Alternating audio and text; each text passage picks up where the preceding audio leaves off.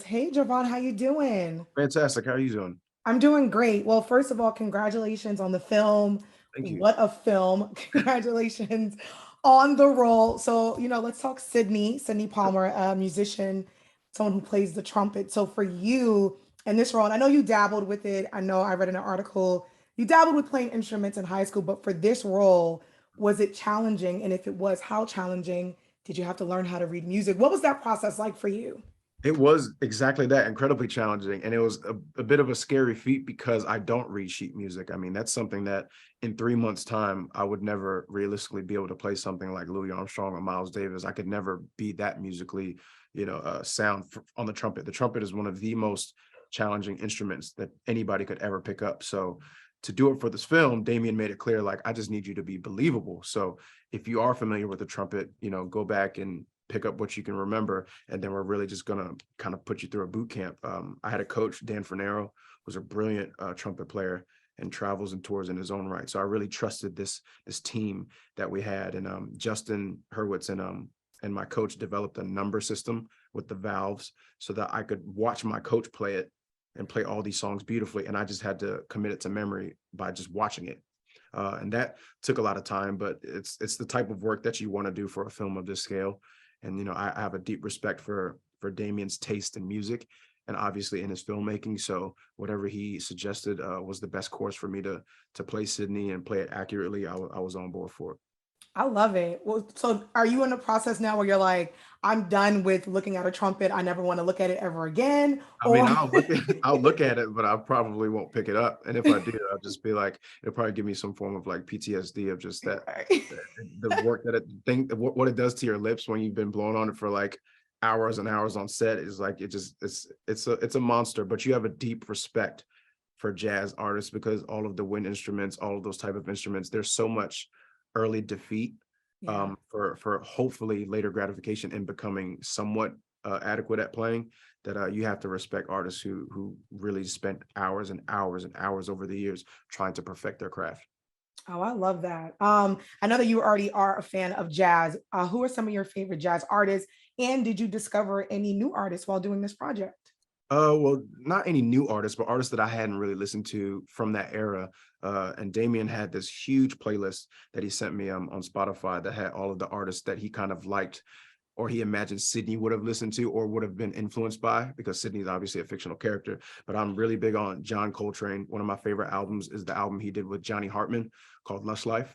And one of my favorite songs on that album is Dedicated to You. I listen to that almost every day on set. Thelonious Monk, the Cab Callaways of that time, Duke Ellington, Etta James. I spent my entire film process for this film listening to that era of music. It kind of spanned between the 20s, 30s, and 40s, just going back and forth and finding whatever Right. songs really fit me and my mood, depending on what scene we were shooting. I love it. The 1920s is one of my favorite eras when it comes to art and entertainment, especially old Hollywood. And I feel like a lot of people don't realize or didn't know that there were a lot of Black entertainers in the 1920s, Yeah. and they were a part of Hollywood. It was really interesting. So, what was your process like?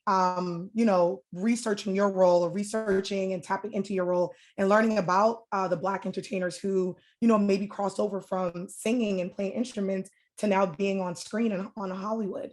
Yeah, well, that was the thing. I was one of those people. That was an era that I really didn't spend too much attention on, just in general life, like my day to day. So it was really fun to be able to sit with Damien on the phone or in person at his house or at the studio, just talking about this era. And there was a book that he gave me, and forgive me, I can't remember the title, but it was really highlighting the shift in Black artists in Los Angeles kind of really finding their place in Hollywood. And as you mentioned, how they shifted from kind of being backstage or in the background playing music and shifting on screen, they ended up getting their own movies that were really like these short films, that what we would consider now music videos, which is really Right. interesting. They were telling these stories about these artists in their day-to-day life, and then out of nowhere they would break out in a song. Somebody would pull out a saxophone or trumpet, and it was really cool to see these pioneers of Hollywood really getting an opportunity to kind of change their life circumstances and really start to build fame with their raw talent that they had. It was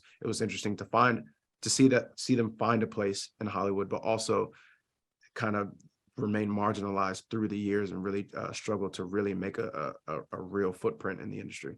Yeah, I love the 1920s as far as entertainment, especially discovering Black people and our Mm. people behind the scenes and in front of the scenes. I think it's really interesting. Of So when course, I it seen the really preview is. for this, I was like, yes, come on. I was like, yes, 1920s, yes, roaring 20s. Is there anything that shocked you about this era? Because for me, learning about this era, I love to, because of course we live in a world now of social media and all the Right. madness, where in 1920s, they didn't have that. So they were able to be free and party and do a lot of wild and crazy things. So was there anything that shocked you about this era that you learned? I think it's just that. I think it's what you just said. The amount of partying that they were doing, the amount of drug usage, like it was just Yes. like they were experiencing all of this, like I said, for the first time. So it was almost like everyone thought they were going to live forever. Like it was just like put pedal to the metal, like we're going to do all the cocaine, we're going to do all the partying, and then they were going to wake up and go to set the next day. And I was like, this is intense. So when I first read it, I read the script, of course, as I imagine all my co-stars did. It was just like, Damien, did this actually happen?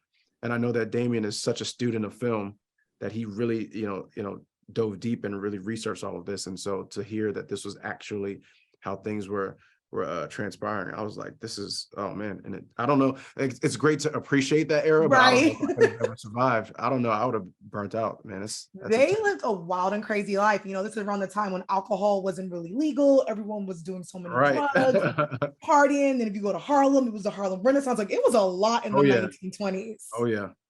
It was, But it's cool to witness it, yeah. from this scope, to see it on film. And of course, like you mentioned, the costumes. Mary was brilliant in creating all these costumes, the bright colors, the sets, all of that was amazing. Everybody who was in this film was really on their best game, and I think everyone believes in the story and wanted to really do everything they could to give Damien the best of themselves. And we were all working just like a fine-tuned machine. So it was an honor to be a part of it for sure.